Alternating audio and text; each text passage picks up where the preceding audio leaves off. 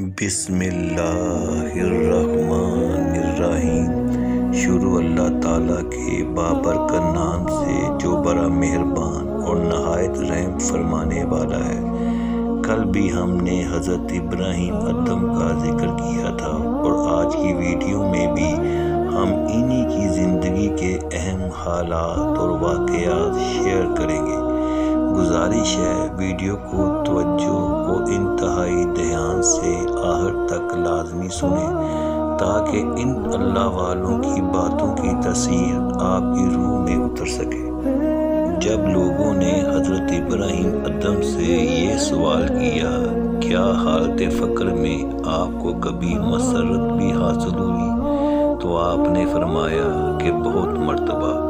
اور ایک مرتبہ میلے کپڑے اور بڑے ہوئے بالوں کی حالت میں کشتی پر سوار ہو گیا اور اہل کشتی میرا مذاق اڑانے لگے، حتیٰ کہ ایک مسرہ بار بار میرے بال نوچتا اور گھونسے مارتا رہا۔ چنانچہ اس وقت مجھے اپنے نفس کی رسوائی پر بے حد خوشی ہوئی۔ پھر اس دوران دریا میں طوفان آ گیا اور ملا نے کہا کہ اس دیوانے کو دریا میں پھینک دو، اور جب لوگوں نے میرا کان پکڑ کر پھینکنا چاہا تو طوفان ٹھہر گیا اور مجھے اپنی ذلت پر بے حد خوشی ہوئی۔ آپ فرمایا کرتے تھے کہ میں توکل کر کے ایک جنگل میں پہنچ گیا، اور جب وہاں کئی یوم مجھے کچھ کھانے کو نہ ملا تو اس وقت میرے دل میں خیال آیا، قریب میرا ایک دوست رہتا ہے، اس کے ہاں کچھ کھا لیا جائے۔ لیکن اسی وقت یہ تصور بھی آیا کہ اس طرح تو میرا توکل ہی کل عدم ہو جائے گا، اور ایک مسجد میں پہنچ کر یہ کلمہ ورد کرنا شروع کر دیا کہ میرا توکل اس پر ہے جو زندہ ہے اور کبھی نہ مرے گا۔ اس کے بعد ندا آئی کہ اللہ تعالیٰ نے متوکلین سے عالم کو پاک کر دیا ہے، اور میں نے جب سوال کیا کہ یہ ندا کیسی ہے تو ندا آئی کہ اس کو کسی طور پر بھی متوکل نہیں کہا جا سکتا جو دوستوں کے یہاں کھانے کا ارادہ کرتا ہو۔ اور آپ اکثر یہ بھی فرمایا کرتے تھے کہ میں نے ایک متوکل سے جب دریافت کیا کہ تمہارے پاس کھانا کہاں سے آتا ہے تو اس نے جواب دیا کہ یہ سوال آپ اللہ تعالیٰ سے کریں، میرے پاس ایسی بیہودہ بات کا کوئی جواب نہیں ہے۔ آپ فرمایا کرتے تھے کہ میں نے ایک غلام خرید کر جب اس کا نام دریافت کیا تو اس نے جواب دیا کہ آپ جس نام سے چاہیں پکار لیں۔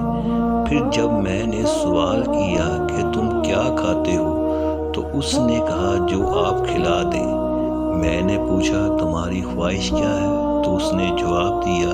کہ جو آپ کی خواہش ہو۔ غلام کو ان چیزوں سے بحث نہیں ہوا کرتی۔ یہ سن کر میں نے سوچا کاش میں بھی اللہ تعالیٰ کا یوں ہی اطاعت گزار ہوتا تو کتنا بہتر تھا۔ جب لوگوں نے آپ سے سوال کیا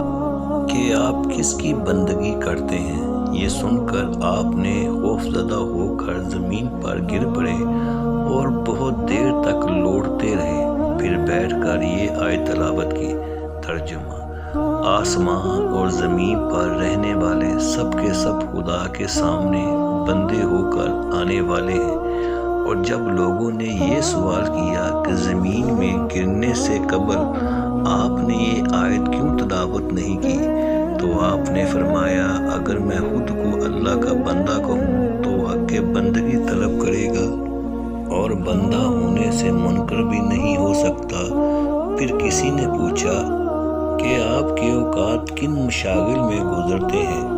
تو آپ نے فرمایا کہ میرے پاس 4 سواری ہیں۔ جب نعمت حاصل ہوتی ہے تو شکر کی سواری پر اس کے سامنے جاتا ہوں، جب فرمانبرداری کرتا ہوں تو خلوص کی سواری پر اس کے سامنے جاتا ہوں، اور جب گناہ کا مرتکب ہوتا ہوں تو ندامت اور توبہ کی سواری میں حاضر ہوتا ہوں، اور تکلیف میں مبتلا ہوتا ہوں تو پھر صبر کی سواری سے کام لیتا ہوں۔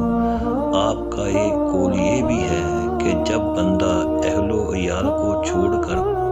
کتوں کی مانند گھوڑے کی کمر پر نہ لوٹے وقت تک ان مردوں کی صف میں شمار نہیں کیا جا سکتا، اور آپ کا یہ قول اس لیے بھی صحیح ہے